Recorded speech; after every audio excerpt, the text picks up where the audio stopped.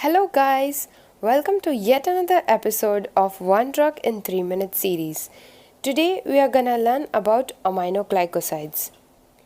So aminoglycosides are broad spectrum antibiotic and they are bactericidal. It includes streptomycin, gentamicin, kanamycin, tobramycin, amikacin, netilmicin, neomycin and framicetin. These drugs exhibit concentration-dependent killing and have prolonged post-antimicrobial effect, therefore are administered as single dose only. Mechanism of action: this binds to 30S and 50S ribosomes and frees the initiation, therefore with polysome formation, and causes misreading of mRNA code. Here misreading of mRNA code is a keyword and it binds to 30S and 50S ribosome unit both.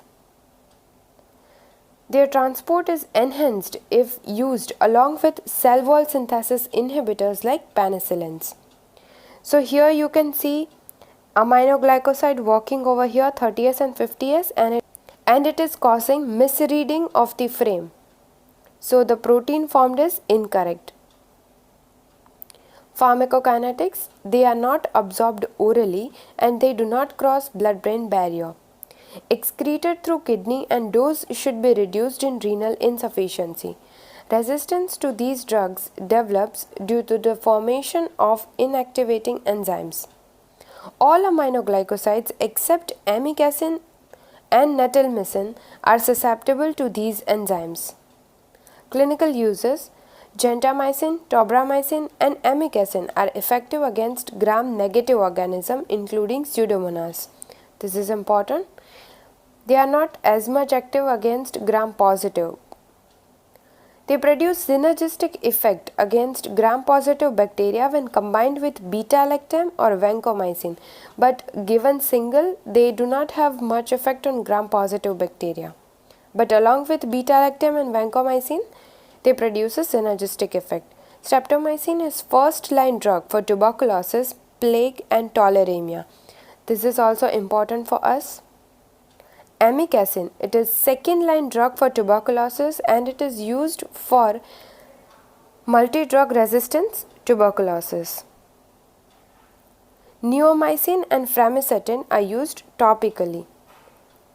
Spectinomycin is a drug related to aminoglycosides which is used as a single-dose treatment for penicillinase producing Neisseria gonorrhea and for gonorrhea in penicillin allergic patient. This is very important point and a new one also.